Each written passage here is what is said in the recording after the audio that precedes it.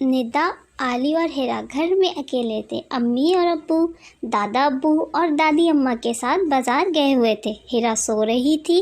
निदा और आली के समझ में नहीं आ रहा था कि वो क्या करें। निदा ने कहा, चलो कोई खेल खेलते हैं। आली एकदम बोला, पकड़न पकड़ाई खेलते हैं। चलो ये ठीक है, तुम मुझे पकड़ो, निदा ने भागते हुए कहा।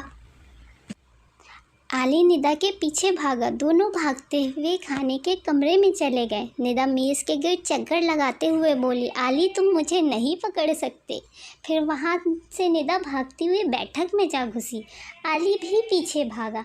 निदा मेज़ के पास से गुजरी तो उसका हाथ शीशे के गुलदान पर लगा। गुलदान नीचे गिरकर चकनाचूर हो गया।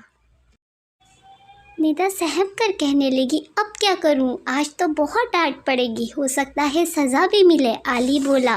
निदा ने आली की मिन्नत करते हुए कहा, देखो आली, तुम मेरा रंगों वाला डब्बा ले लो, लेकिन ये ना बताना कि गुलदान मैंने तोड़ा है। आली फ़ौरन मान गया। हम ये कहेंगे कि गुलदान मानो ने तोड़ा है। निदा ने सोचते हुए कहा। अम्मी घर आई तो टूटा हुआ गुलदान देखकर बहुत नाराज़ हुई।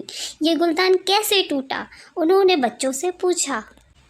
निदा बोली, पता नहीं, मानो यहाँ घुसी हुई थी, इसी ने तोड़ा होगा। अम्मी ने कहा, एक तो मैं इस बिल्ली से बहुत तंग हूँ, जब देखो कोई ना कोई नुकसान करती रहती है। अब मैं इसे घर में नहीं रखूँगी।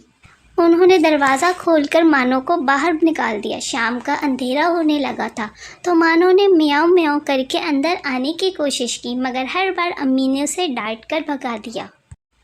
रात को सब सो रहे थे, लेकिन निदा को नींद नहीं आ रही थी। इसे रह रहकर मानो का ख्याल आ रहा था। इसने खिड़की से बाहर देखा तो मानो दरवाजे के पास उदास बैठी थी। बेचारी मानो का क्या कसूर, मुझे अम्मी को सच बता देना चाहिए। ये सोचकर वो अम्मी के पास गई। अम्मी को तमाम किस्सा सुनाया और कहा, आप मुझे डांट लीजिए, मगर मानो को अंदर बुला लीजिए। अम्मी बोली, शाबाश बेटी, मुझे खुशी है तुमने सच बोला। चलो चलकर मानो को अंदर ले आए।